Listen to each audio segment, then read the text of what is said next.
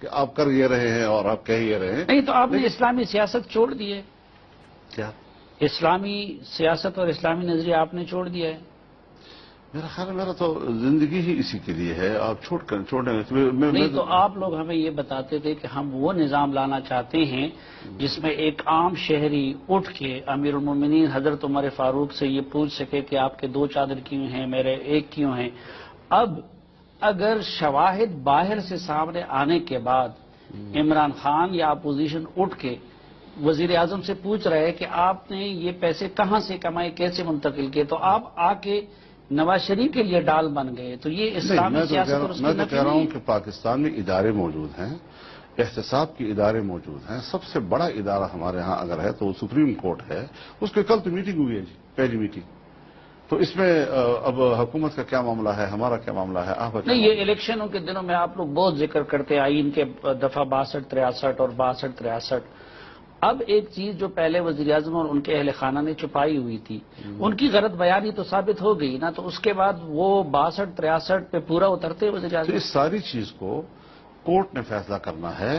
ہم ایک نظریے کی بات کرتے ہیں لیکن واقعہ ہونے کے بعد ہماری اس نظریاتی سوچ کا واقعے کے حوالے سے فیصلہ جو ہے وہ بہرحال ایک ادارے نے کرنا ہوتا ہے کہ ہم صحیح کہہ رہے ہیں یا غلط کہہ رہے ہیں جی. یہ آپ لوگ جس شریعت کی بات کرتے تو تھے سنو نا میری. نہیں، اس میں یہ ہے کہ حکمران پہلے اپنے آپ کو میری احتساب بات کے لیے انہوں نے پیش کیا نا، یعنی وہ تو پیش کر چکے ہیں.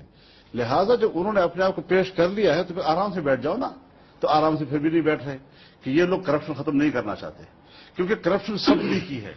جب سب نے کی ہے تو پھر کیس ایک ہی ہے. نہیں، آپ کہتے ہیں کہ سب نے کی ہے. عمران خان نے کہاں کرپشن کیا؟ وہ تو کہیں حکمران نہیں بنا. نہیں، اس نے خود کے اعتراف کیا ہے کہ میرے کمپنی 1983 میں رجسٹرڈ ہوئی ہے جی.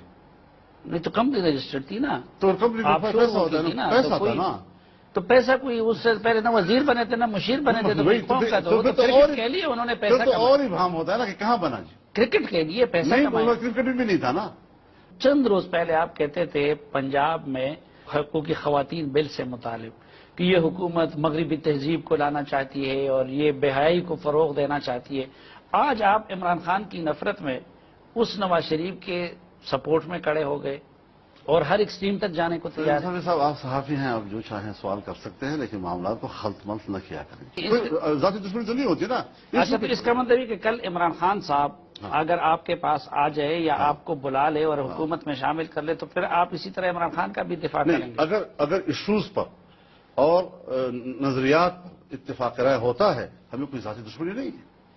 یہ جو آپ نے مجھ پہ سوالات کیے ہیں، یہ حکومت سے اتحاد ہونے اور نہ ہونے اور اس میں یہ اور وہ، مجھے آپ بتائیں کہ اگر میں نے اختلاف کیا ہے حکومت وقت کے ساتھ یا اپنی اتحادی حکومت کے ساتھ، تو اسی عمران خان نے اور اسی پی ٹی آئی نے پنجاب اسمبلی میں اس کی اسی قانون کو ووٹ دیا ہے. تو کل جو قانون مسلم لیگ نون لا رہی تھی، اتنا اچھا قانون کہ ملک کے حوالات کے حوالے سے خواتین کے حقوق کے لیے ضروری تھا، اس پہ تو وہ بہت اچھے لوگ ہیں. نہیں، عمران خان تو قرآن کی شریعت کی دین کی بات نہیں کرتا نا. آپ تو اللہ اور رسول کا نام لیتے ہیں، اس کی نام پہ تو ان کے اصول تو الٹ ہے. اس کا اعلان کر دے وہ کہ مجھے قرآن و سنت کے خلاف قانون سازی چاہیے اس ملک کے اندر. کرتے بھی نہیں ہیں اور کرتے بھی ہیں تو یہ تضادات نہیں ہونے چاہیے. پھر زرداری صاحب نے یا نواز شریف صاحب نے اپنی پاکیزگی ثابت کی تھی آپ کے سامنے، جو آپ ان کے ساتھ بھی حکومت میں تھے اور اب ان کے ساتھ بھی ہیں. وہاں تو کوئی ایسا ایشو نہیں تھا. اور پھر یہ ایشوز میرے ہے نہیں، یہ افراد کی معاملات ہیں. میں افراد کی جنگ نہیں لڑ رہا، میں پارٹیز کے ساتھ کام کرتا ہوں، ان ایشوز کو جانتا ہوں جن ایشوز پر میں کسی کے ساتھ اختلاف کرتا ہوں یا اتفاق کرتا ہوں. اس کے علاوہ ہزاروں بکھیڑے ہوتے ہیں ملک کے اندر، ادارے موجود ہیں، ادارے اس کا نوٹس لیں. نہیں تو پیپلز پارٹی اور مسلم league known P T I سے زیادہ کرپٹ تو ہے نا بطور جماعت. یہ کس سے طے کیا ہے؟ ایک شخص 1993 سے کرپٹ ہے، 1993 سے اس کے خلاف جو ہے کیسز ہو رہی ہیں، 8 سال جیل میں گزار دیے، گھسیٹا اس کو جی.